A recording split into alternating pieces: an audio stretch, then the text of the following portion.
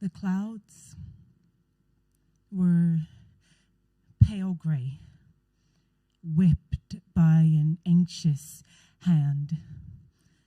The wind blew silent and cold, and the trees wobbled as drops of rain fell from their leafless branches.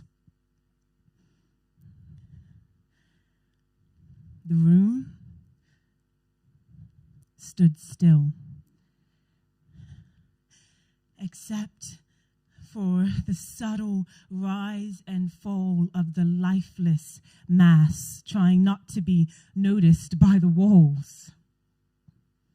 Faded blue fabric fell lazy over her devastated body. Each inhale, a futile attempt at survival. Suddenly, out of the silence, the phone rings. Limp, faded fabric releases a pale, weak hand. A hoarse voice speaks. Hello?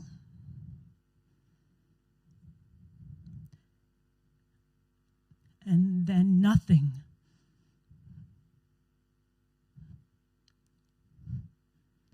More nothing except for the near silent scratching of bright red nails and a tear-soaked throat. Okay. There's the dizzy shuffling of piles of unclean clothes. There's the curious sniffing of tops and socks. There's the stumbling woman half-heartedly dressing. There's the stifling of sobs while the wind thrashes against the window. Her honey brown eyes water her puffed cheeks as if those cheeks were barren soil eager to bear fruit. And a devastated chest beats against a curtain of ebony skin until the wearer of this curtain holds it tightly in.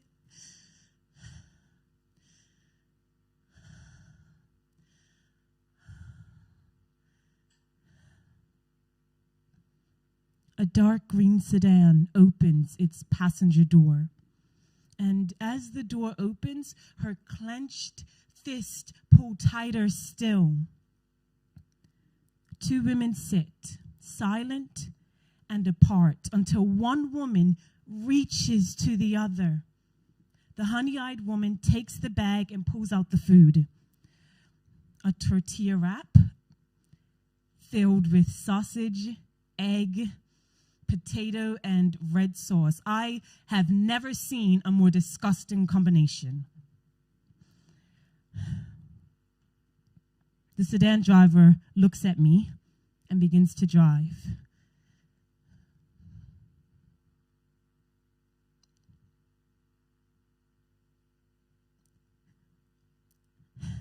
And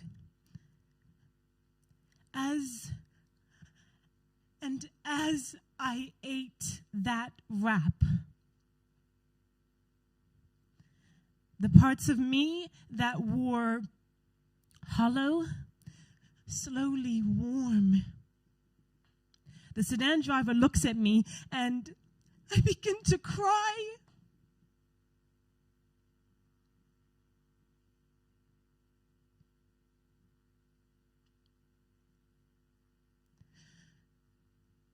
Not because of the disgusting combination, but because of the presence of the sedan driver. So I covered my tears with the usual. How are you?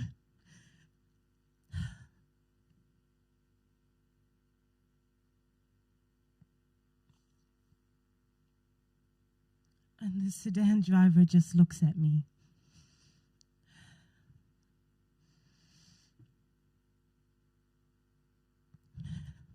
And simply says,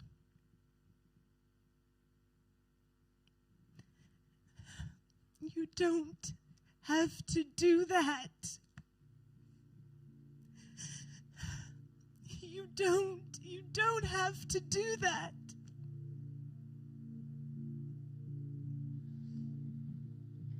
And every day I paint, diligently, carefully. I paint myself new.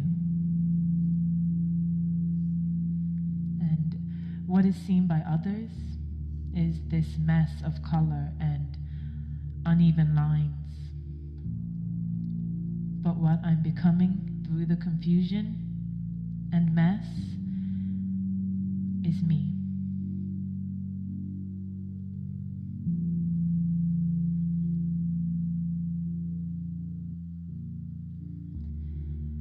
And every day I paint, diligently, carefully. I paint myself new. I paint myself a pretty mask.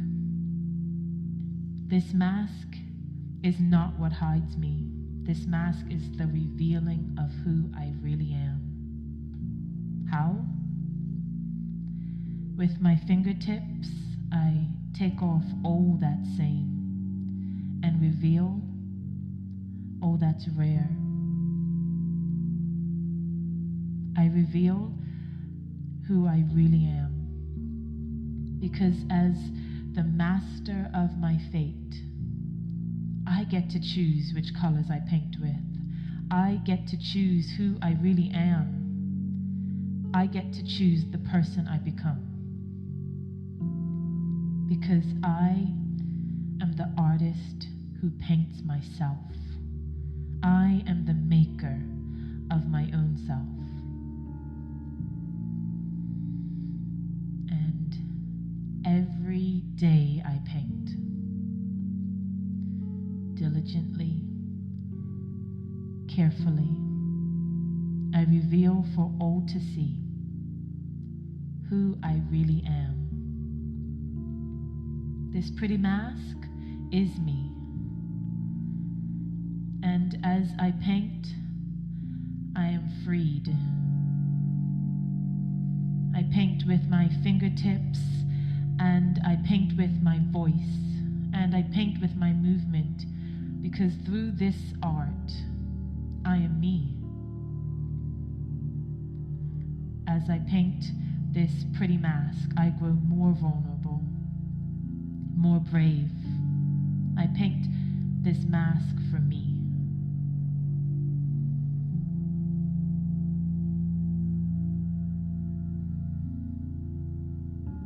And every day I paint, because there is a part of me that so desperately seeks the sameness with those around.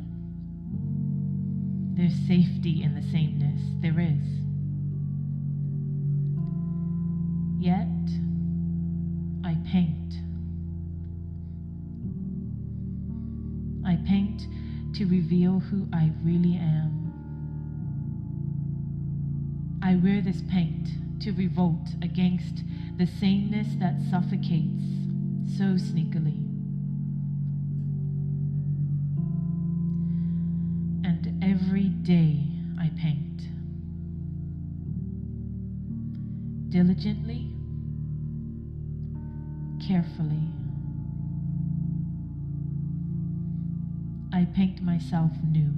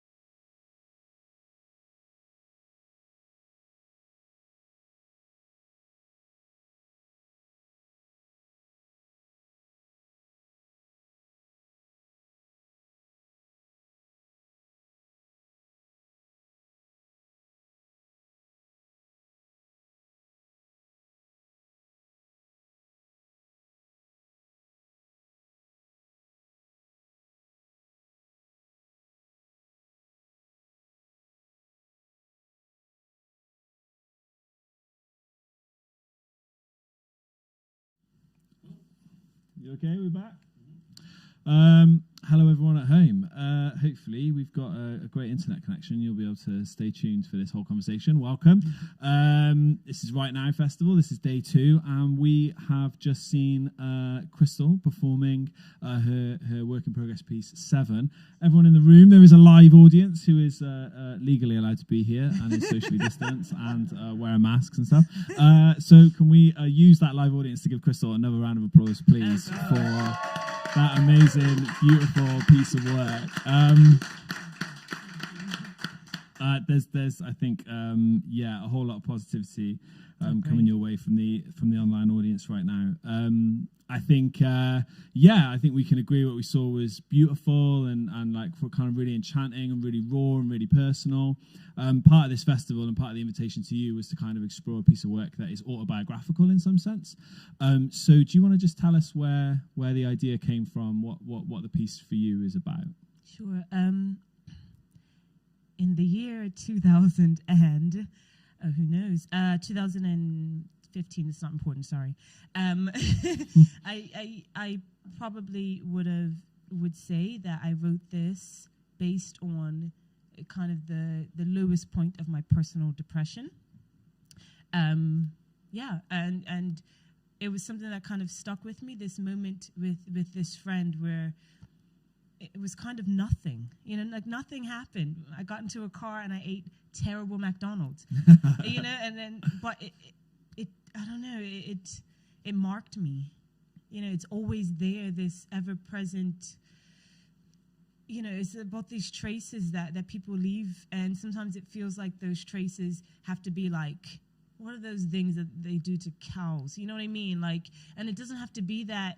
You know what I'm saying? Like cattle prods, like a branding. Yes. Oh, branding. Of course. Not.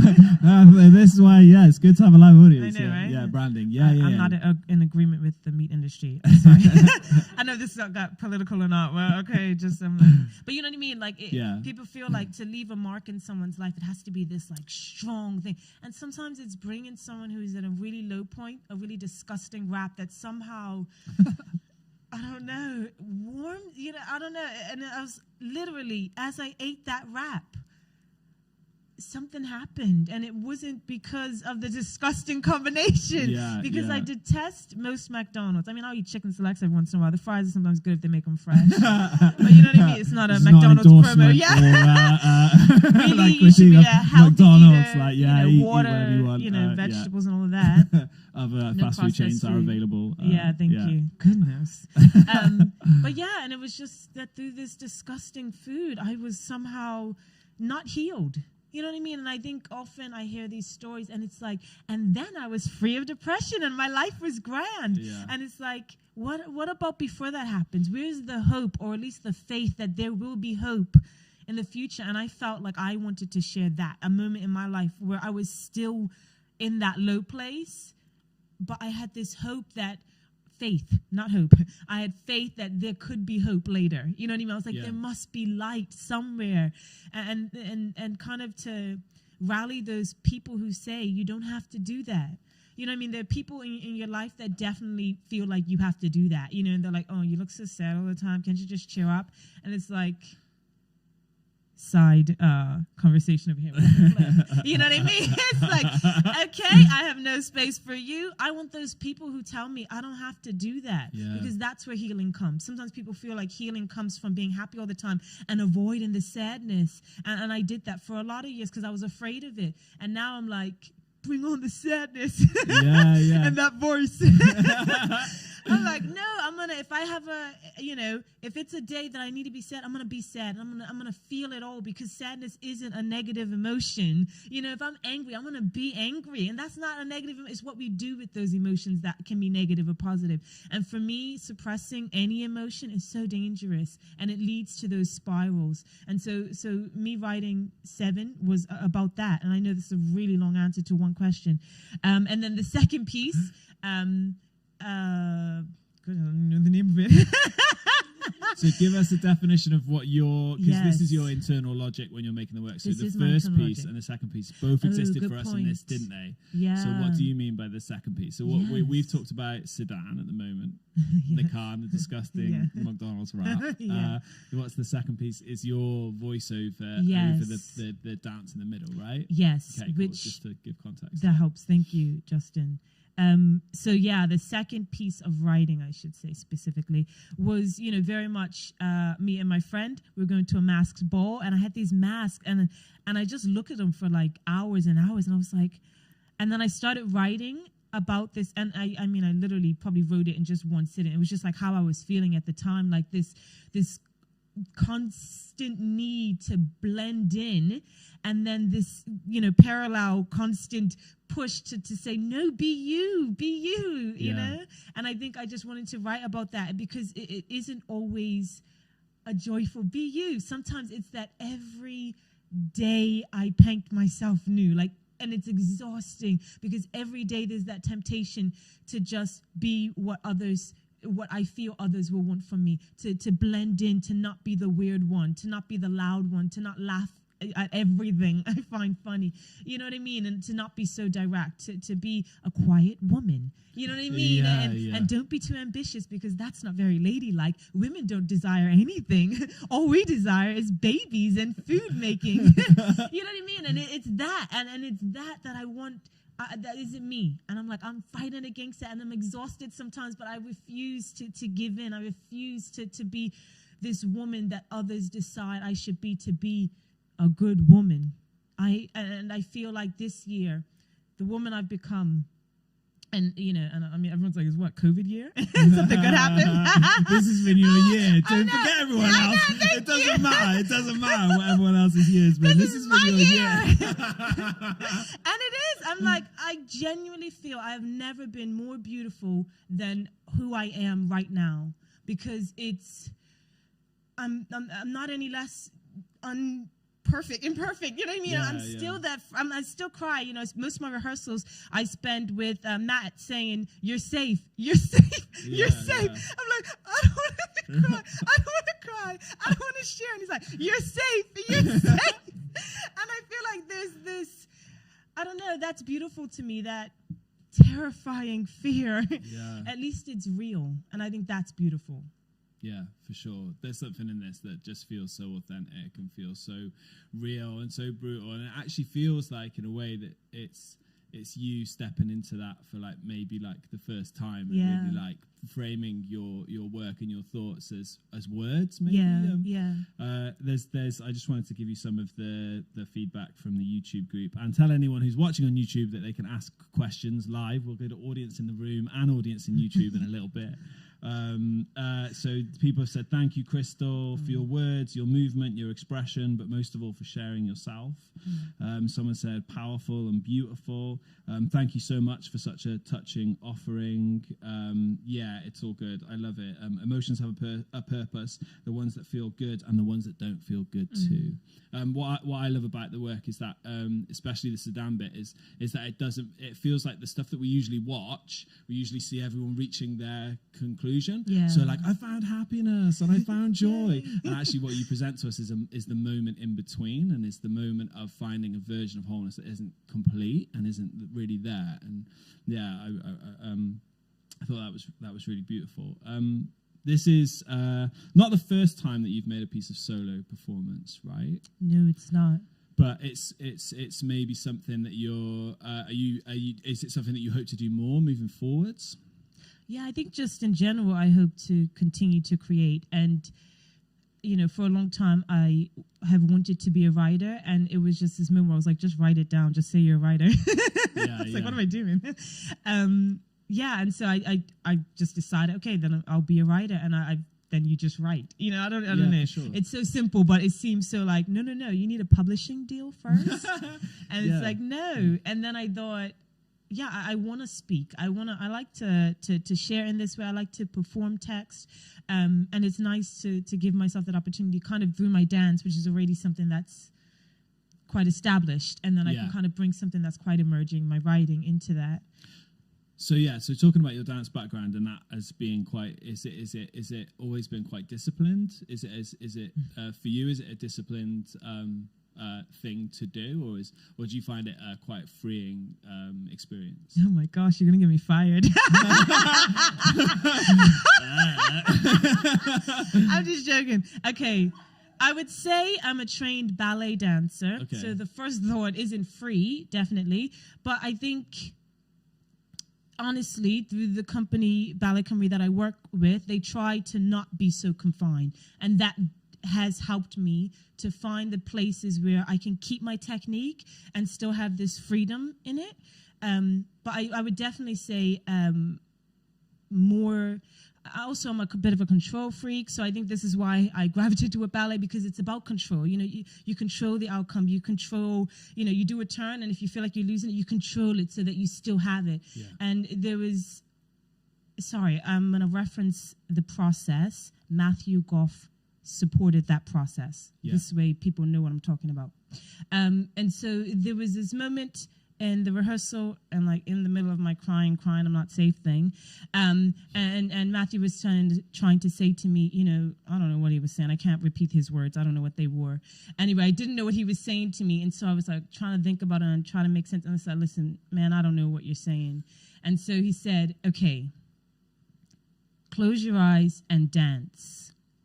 Now, I'm a trained ballet dancer. I am not an improver. And then he is an improver. So this terrifying fear came upon me. And I thought, I can't possibly do this right now. But obviously, I'm not going to not do it. I'm like, I do everything, So I just started dancing. And then he danced with me. So I was like, oh. And then it was that, whatever that person inside me, like Men in Black, how they had the head and it opened and it was the person. That person was like, Krystal, leave the building because he can't stop you if you choose to run out of here. But then the other person, like the bigger person that has the cap of the face back on, it was like, Krystal, come on. You can do it. Like, do you want to get better or do you not? Also, do you want to understand what he was saying to you or not? And we danced together for like 2 minutes. And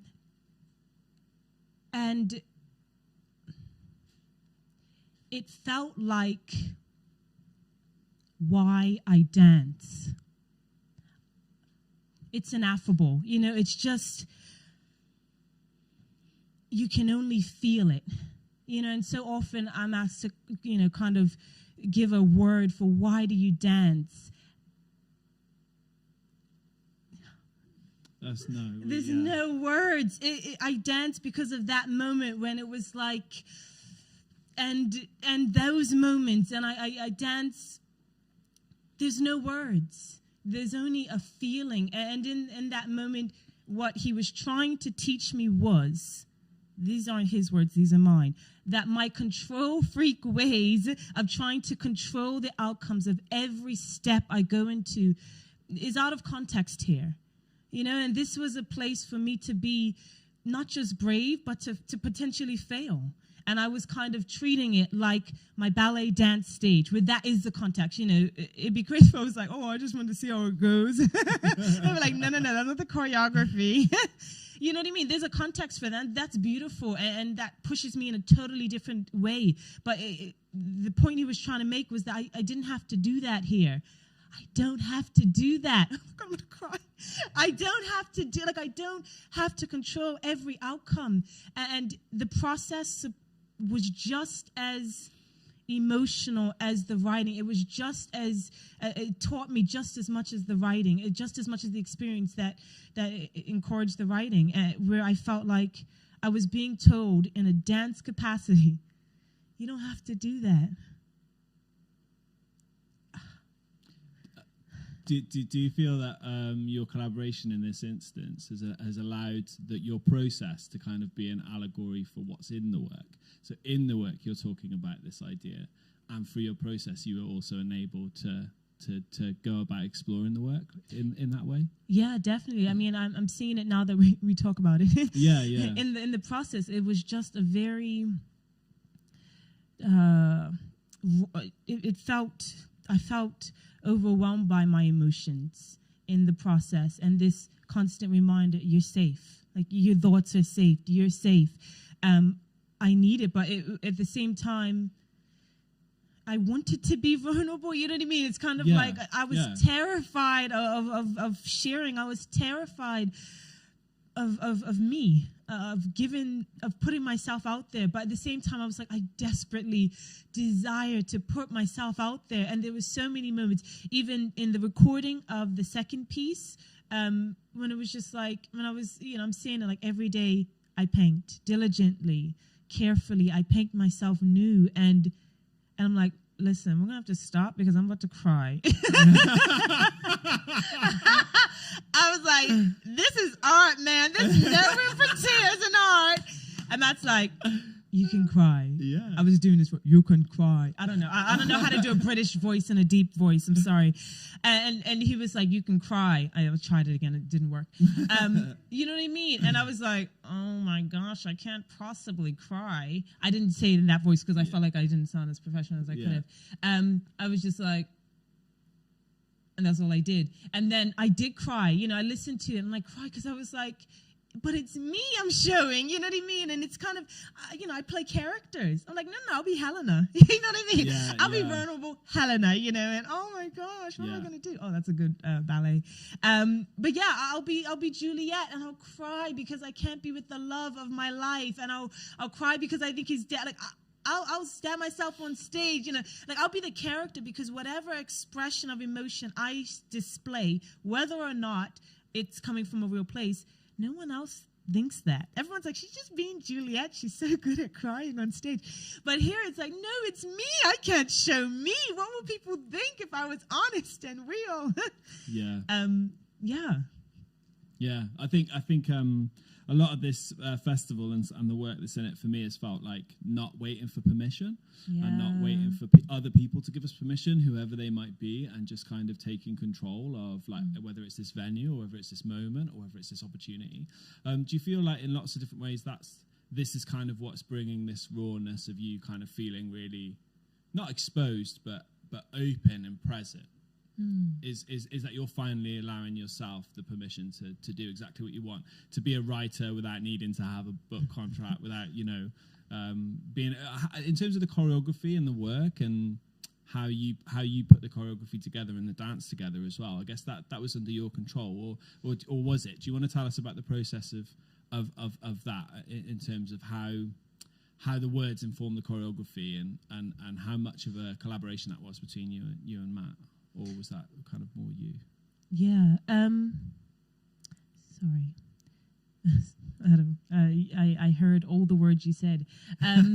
It's fine. I think I just mumbled loads of ideas into one question. No, but everything you were saying, I was so into it.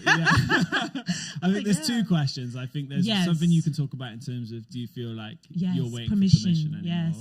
Yes. And then the way it came together, the other permission one was quite nice. No, I think, I'm 30. I was 30 in January. And for me, it was something... I was excited. I'm like, I want to keep aging because I'm like, each year I become more free. I'm like, oh my gosh, I can't wait till I'm 40. I'm going to be like one of those people who just walk around naked everywhere they go. I'm like going to the grocery store like, man, I'm 40, so I get to be naked, Well, I don't know what I'll be when I'm 70. So I think we can all just imagine. Yeah. That's, yeah, and I think...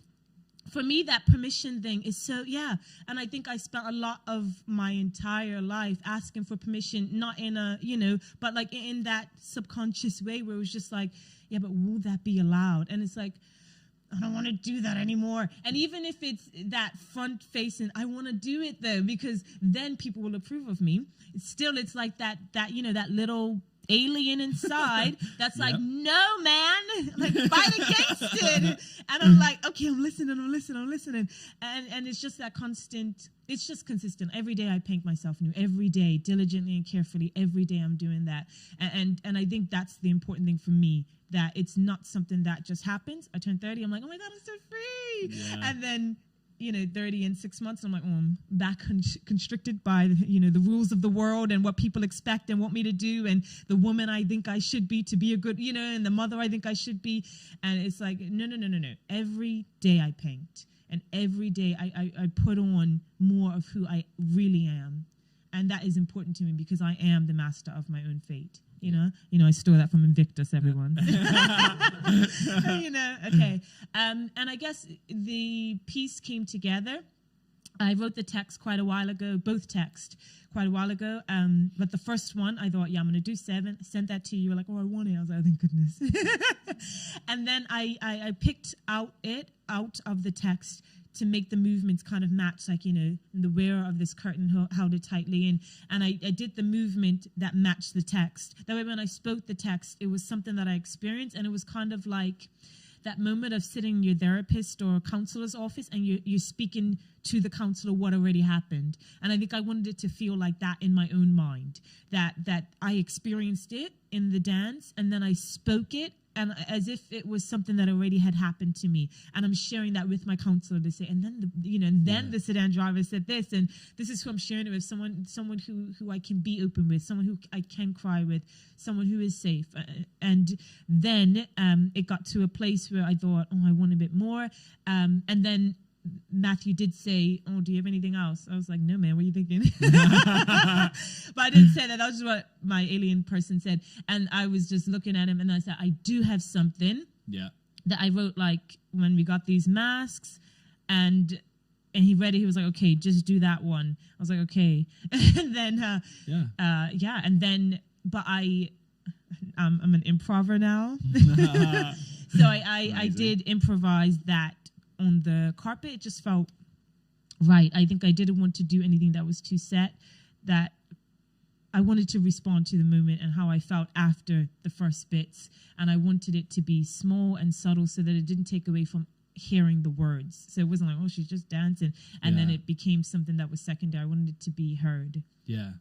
It was, I think that moment was really like, it felt perfect to be in this room with that moment, because this room feels really, it creates that closeness with our audience who are here. So I'm going to actually use that as a segue for questions. Any questions in the room? Any questions, comments, thoughts, praises? That's what we're going to go with right now.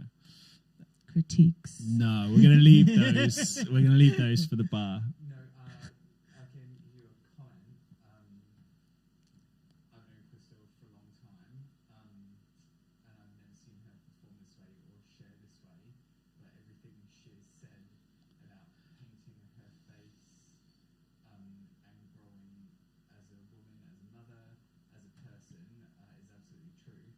And I've just seen that actually happen tonight in front of me. Thank you. Okay, no more sweet stuff, people. Let's make her cry again. Who's got some more? That was beautiful. Any more comments or thoughts from in the room? Any questions? Sure. Let's have a. It's those moments that I remember from just in general life where you sit with people and it's a nonchalant, pointless moment, but it means everything. And it was a way that you did it that made you feel it in the room. So not just seeing it, which was amazing, and hearing you speak, and I was like, oh my gosh, Krystal's getting all real. Yeah. Like in my eyes, Krystal's the strongest person ever. She's my big sister, so I think she's super strong.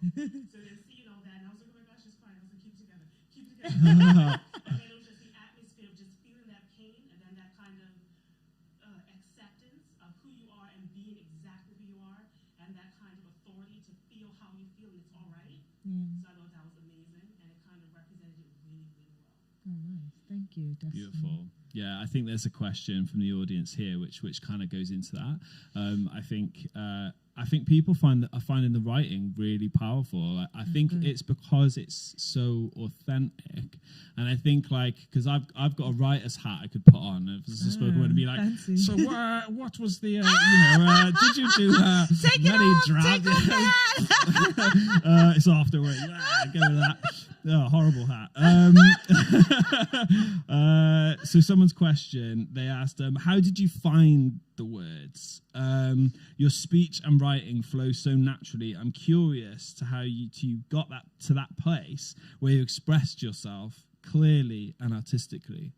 And And that's exactly how I feel about the words as well. I just feel like, is there drafts? Have you done like loads of writing and then gone like, or did you literally have that moment and write it and be like, this is it? I mean, what was the process? How did the writing come together?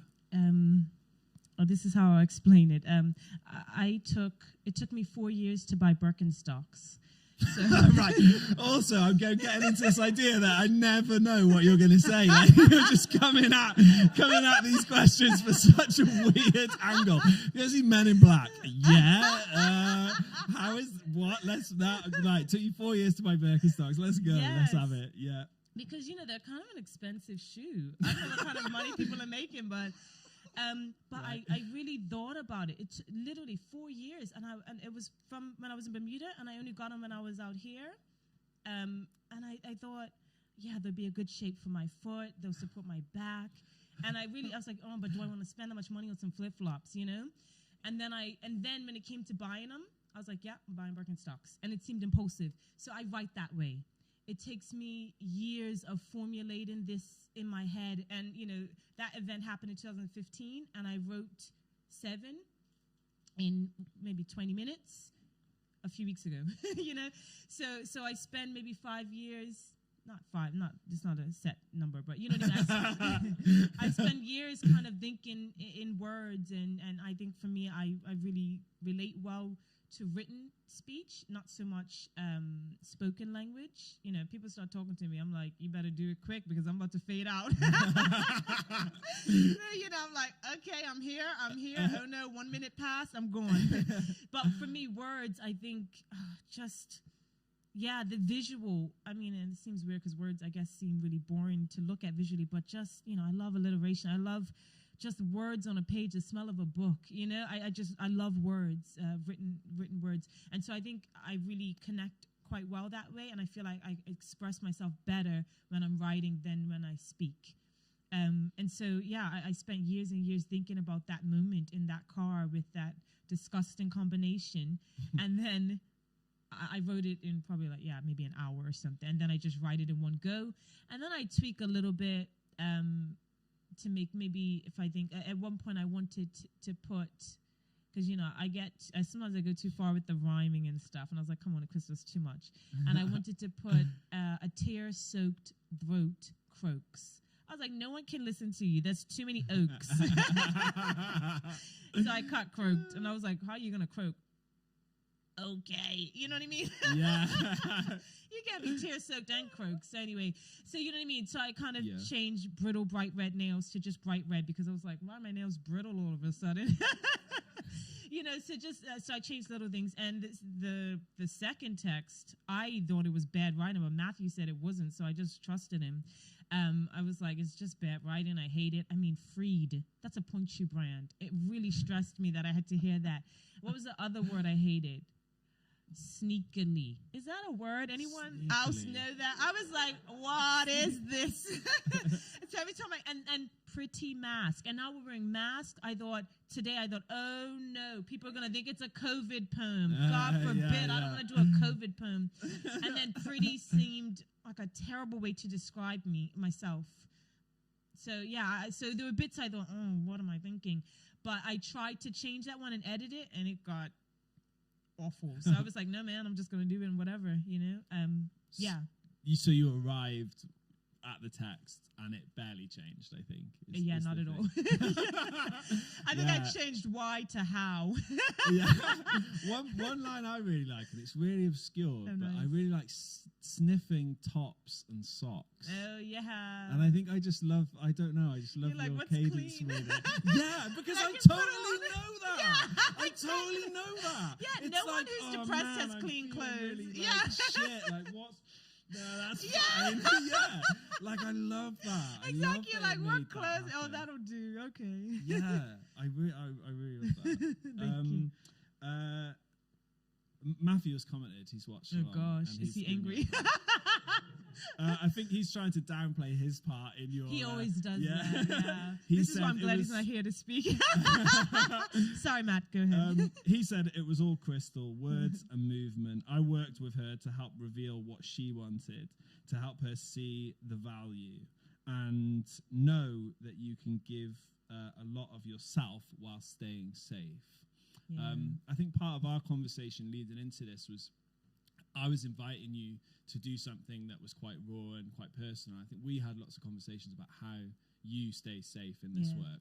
We've had a conversation earlier today with theatre practitioners joining in an open conversation about when can trauma become entertainment was the topic of that conversation. It seems to hit you emotionally every time you perform it, but how are you now after it? Yeah, I think that is so important, that whole staying safe, because you don't want to, I can't even think of the word. You don't want to, use your experiences and then you're traumatized. You're like, well, at least I got to do a show. It's like, well, the fear is you traumatize yourself, yes. but also you traumatize your audience, Yeah. who are kind of invited to see this potential breakdown or madness in front of them that isn't kind of, you haven't managed to work through it yourself to have it as a contained delivery to us. It's fine for you to share with us your truth, but you kind of it's that relationship between you and the audience. So I wonder if you could carry on from your thought that you're on now and talk a little bit about how it felt for you to have an audience here. I think for me it was something that I feel I've not moved on from, but I'm not as connected to it. I don't still feel that experience so deeply, but because it was such, it made such an impression on me, I can connect to it enough to feel like it's real when I'm speaking it. And I think that's an important balance for me, because I think I would struggle to empathize with an experience I've never ever had. Some people are really good at that. They really get into the character and they're like, I've never, maybe they're a man and they're like playing a woman and they're happy and they're like, yeah, I totally got into it, and they're like really believable character. I don't know, you know what I'm saying? But for me, I struggle with that, and so it helps me to perform work that is still connected to me in some way, and I feel emotions quite overwhelmingly in life, which is why I try to avoid them. So I think those overwhelming emotions are somewhere in there, and when I listen to a certain song, or and I'm like, I'm back there. I'm in that bed, with my nail polish, and I was, trying to have a good day at one point, so I painted my nails. This isn't this. I went to a sleepover.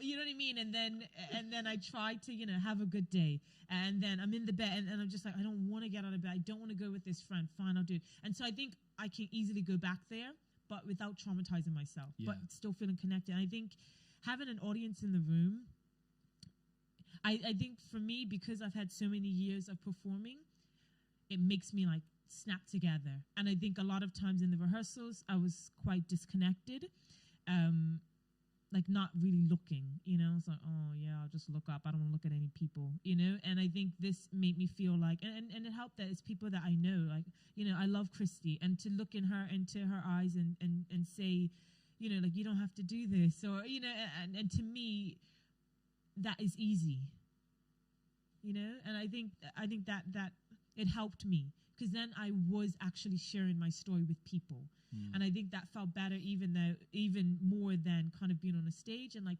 pretending I'm sharing it, but not really feeling like I'm sharing it. And this felt like, hey guys, want to get together and just hear me talk, But it's something that I would share with these same people. I mean, yes. yeah, totally. Well, sorry, it's because that's my sister's friend. I don't know her very well. But this is it's cool. I would share with her too, I'm sure.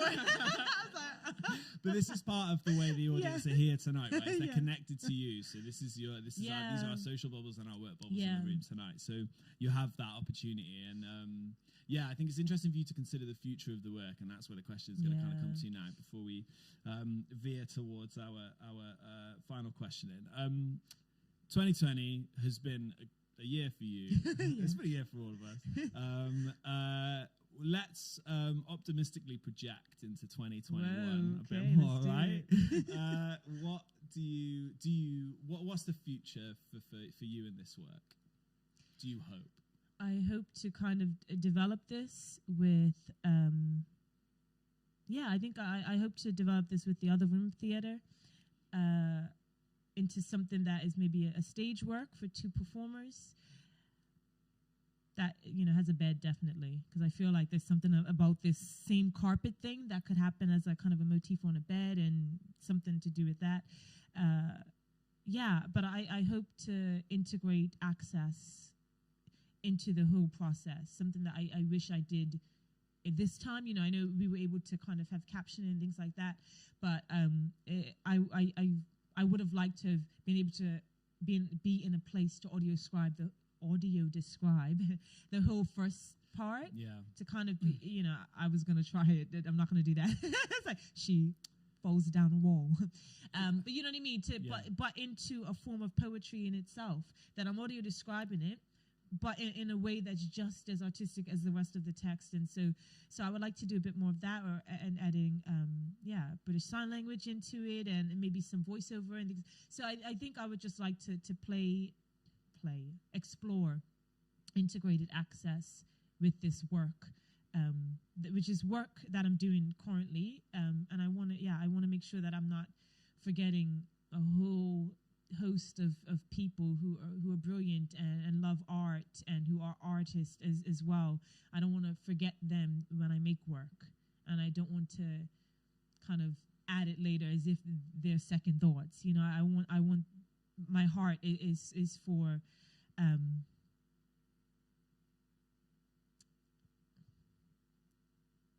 I want all to benefit from arts. I'm not trying to steal the Arts Council Wales slogan, sorry. I was like, how do I not say for the benefit of all? Yeah. But that was a really good wording. Like, they stole it, no one else can use it without seeming like they're stealing it. But you know what I mean? I want it to benefit everyone. I love art. I feel so connected and so myself when I'm a part of this. And I feel it's a cruel injustice to create work that excludes people, and I want to make sure I never do that. Brilliant. Lush. Amazing. I just want to say thank you, like, from me personally. I think, like, coming here and agreeing to do this was you came in with, like, few demands, but, like, huge, like, willingness to kind of meet us where we're at as a pub, and that's striving to become a fully functioning, fully fledged, multi-art disciplinary arts venue. And what you offered to us tonight was just so beautiful, and such an amazing thing to introduce to this space. I don't think any work of that type has been here before, so it's kind of really beautiful. So thank you for that. Thanks to our live audience for being here. Give yourselves a little yes, fine. Thank you to the people watching on YouTube. Also, thanks to the Arts Council of Wales for funding it. Thanks to Dirty Protest for supporting it. Thanks to the Riverfront for supporting it. Thank you to everyone here. Thank you to the pub, like the venue, for like saying yes to everything that we want to do.